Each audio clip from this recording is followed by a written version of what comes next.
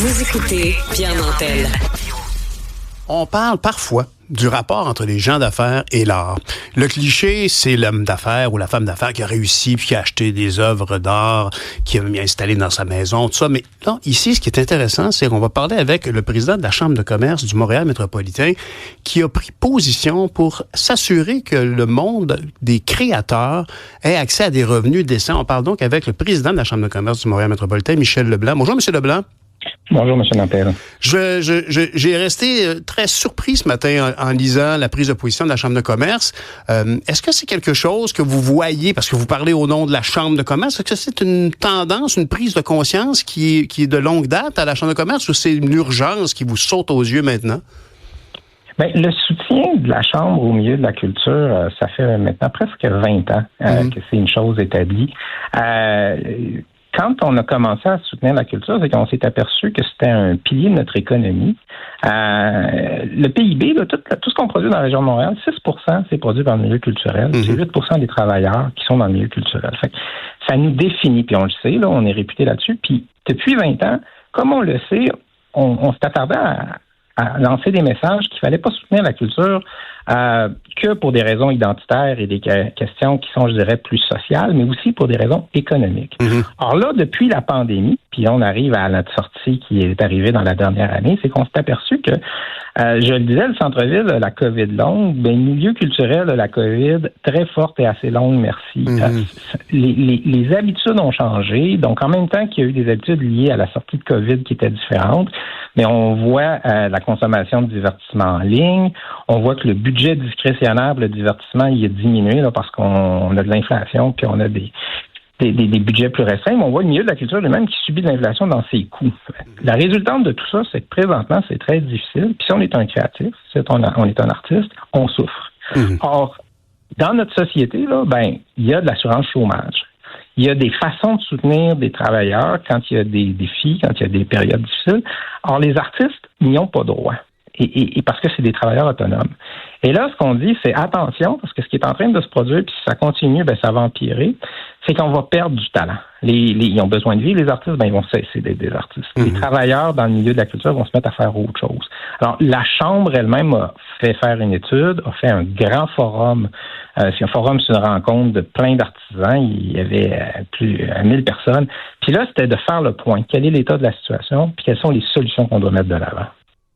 Et évidemment, on parle de stabiliser les revenus des artistes qui, très souvent, vivent sous le seuil de la pauvreté et qui ont aussi, dans des périodes... Le mot qui me vient immédiatement, c'est l'étalement du revenu pour un artiste, parce que si c'est un artiste qui, a par moment, peut vivre de son métier, très souvent, il y a une période de dormance où les idées germent. Et ultimement, un an plus tard, les premières créations arrivent.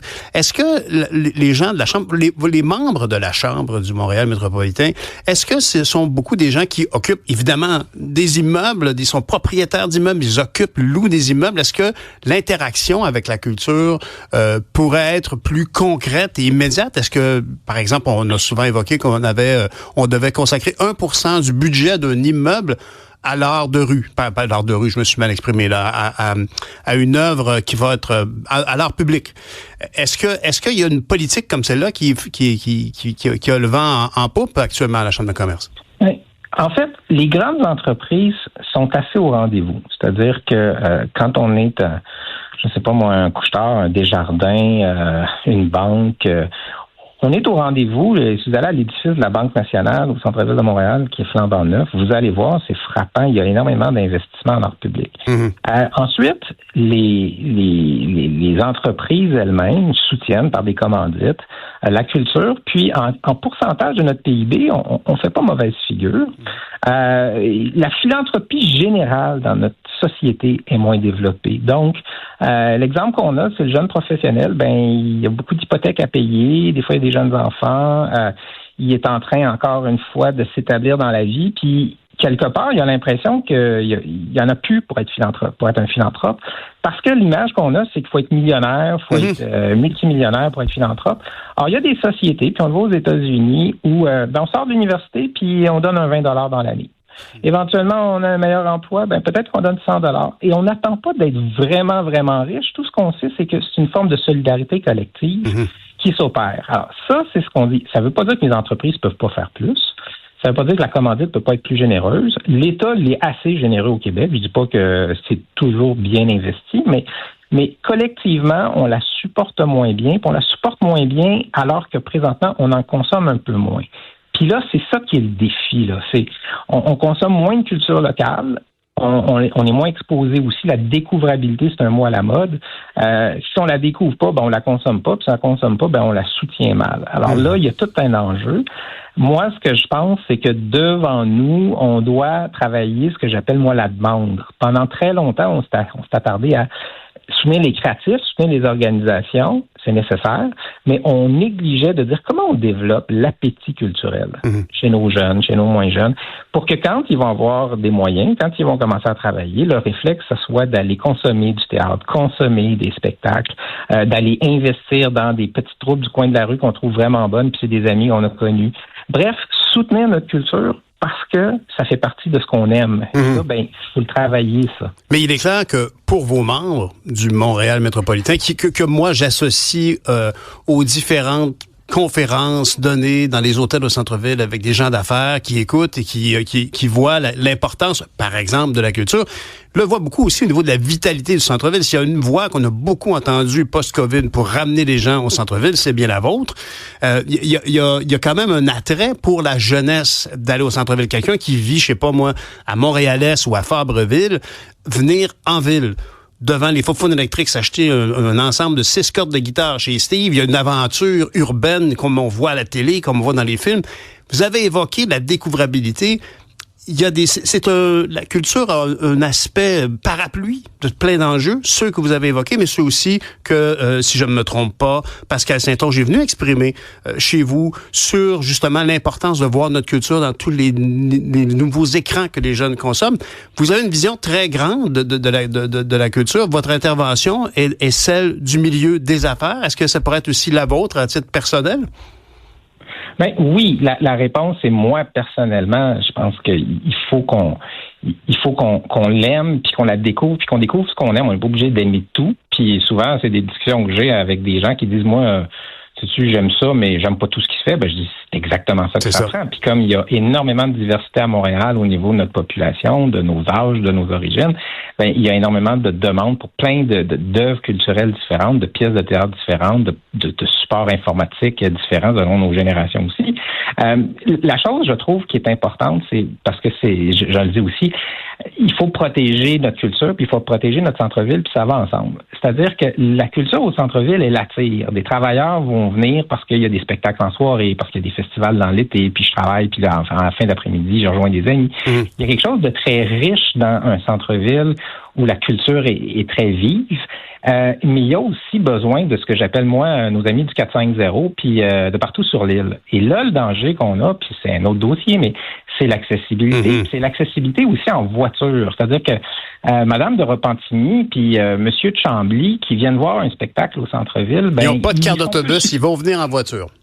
Ils vont venir en voiture, puis ils vont venir en voiture si ça a l'air simple. Et là, comme ça a l'air compliqué, ben qu'est-ce qu'ils font?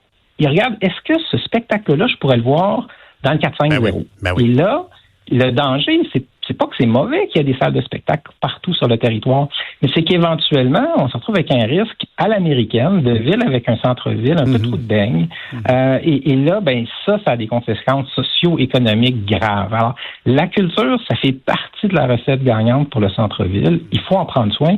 Mais il faut que l'accessibilité à ce centre-ville soit beaucoup plus fluide, sinon on se tire dans le pied.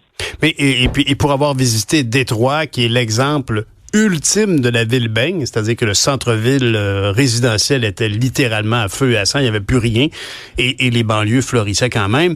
On peut dire que l'offre de stationnement demeure un problème. C'est un problème tellement élémentaire, c'est l'œuf ou la poule, on voudrait bien que les gens prennent les transports collectifs, mais ultimement, la personne, comme vous nous disiez, de Repentigny, vient en voiture. Est-ce qu'il n'y a pas déjà eu une initiative de rendre disponibles les places de stationnement dans les immeubles qui sont inutilisés par exemple en soirée ou les week-ends? Bien, l'idée a été évoquée très souvent, qui l'évoquait Beaucoup, c'était Alain Simard de Spectra qui disait pourquoi est-ce que la ville ne dit pas, moi, je vais faire une application qui va amener les gens dans nos centres-villes, dans nos stationnements du centre-ville, puis on va leur garantir que ça coûte 10 $ de la soirée ou quelque chose comme ça.